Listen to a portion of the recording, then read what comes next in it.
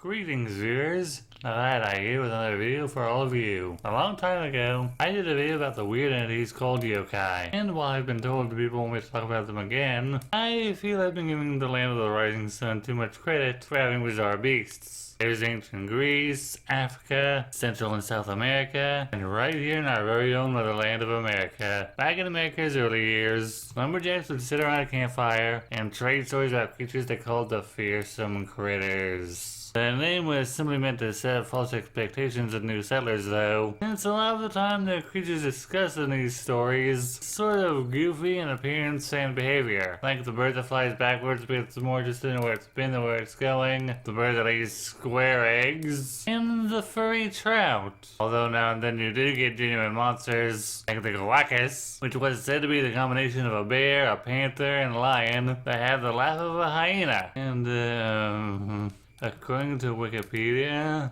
Bigfoot and the Jersey Devil count as fearsome critters. This is news to me because I've never seen them in anything else that discussed this menagerie of monsters. While I can buy it at anyone at any time, I have come across a big footprint and assigned it to a big intimidating man-ape. The Jersey Devil kind of strikes me as a bit of a domestic monster, if that makes sense. I mean, we're talking about a monster that's supposedly came into the world as a result of human conception, though to be fair, an alternative story for the Wampus cat is that it was originally a Native American witch who was cursed to be in the form of a six-limbed mountain lion. So, if you got the time, why not sit down and enjoy me telling you about some of my personal favorite fearsome critters. On the subject of pumas, the bull-tailed cat is basically just a mountain lion with a big orb at the end of its tail that it uses to bring its prey. Honestly, pumas on their own are pretty terrifying already, so I'm not sure why they had to make them into monsters, nor how they even came up with this idea to begin with. It does have a relative slash variant in the silver cat whose tail is just as long and powerful as a boa constrictor and ends in a thorny club. Then there's the unrelated splinter cat. Supposedly came out in the winter months to burst open tree trunks, get the raccoons and bees it preyed on inside. While not a cat, the accent hound is a fearsome critter that I really take a liking to. It's just a little sausage dog with an axe-shaped face that supposedly comes out at night to eat any and all axe handles it can find. I'm guessing to explain why some lumberjacks couldn't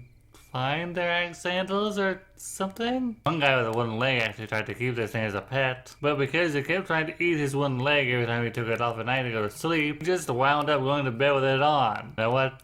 I want one. He fitted right in with the 20+ suits of armor and 8 beholders, and keep Mr. Pringle's company.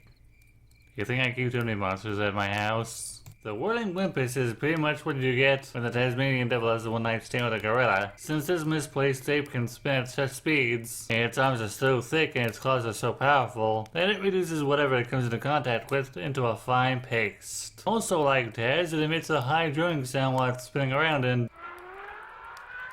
No, no, no, no, no, no, no, guy. Okay, I think it's gone.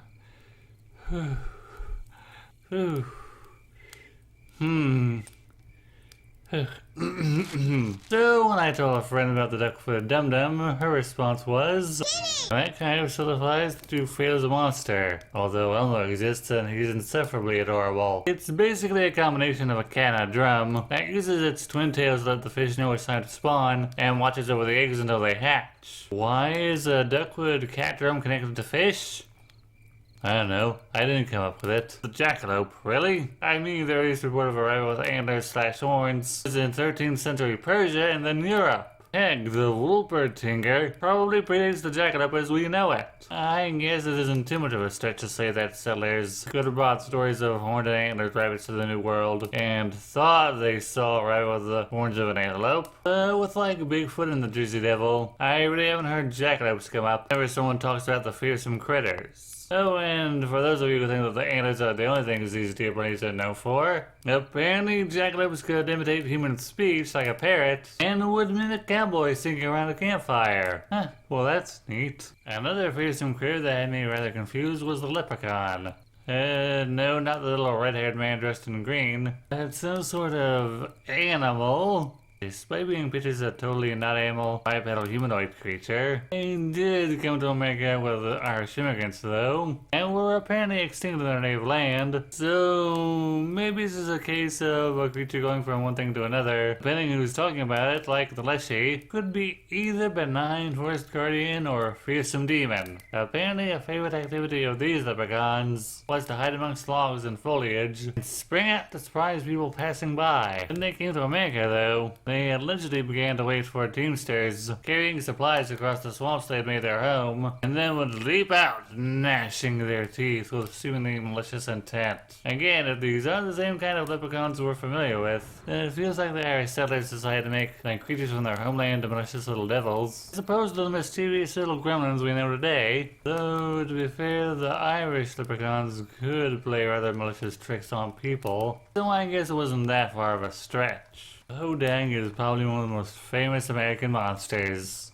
I mean, subjectively, just a feral beast with horns, spikes hanging out its back, a demonic grinning face, short stout legs, a long whipping tail. Just an absolute horror of a monster that looks like it could really mess you up if it wanted to. It actually got mentioned in the paper in 1893 by one Eugene Shepard, and again in 1896, where he claimed to have caught one, and there's a whole species of these monsters just roaming the night, crawling into people's backyards and devouring their little dogs. No one's surprised the whole thing was a hoax, but to my knowledge the Hodag was one of the very few fearsome critters that got media attention. It also showed up in an episode of Mystery Inc., where in keeping with tradition it was exposed as a hoax. Snallygaster is another objectively monstrous creature. A huge bird reptile thing, a metallic beak full of razor-sharp teeth and tentacles, because I guess someone somewhere foresaw that tentacles would be a trend with monsters. They said to swoop down from the sky and grab a victim with either tentacle or talon, and carry them away to drink their blood and eat their flesh. It was considered such a mess that farmers actually painted a 7-point star on their barns, as that was said to keep the monster away, and President Theodore Roosevelt even wanted to hunt one of these monsters. That's pretty awesome. Objectively less awesome is the squawk. I've already talked about this creature in a different video, but to make a long story short, it's a warty, wrinkly, bloated creature that spends all of its time crying because it's aware of just how hideous it is.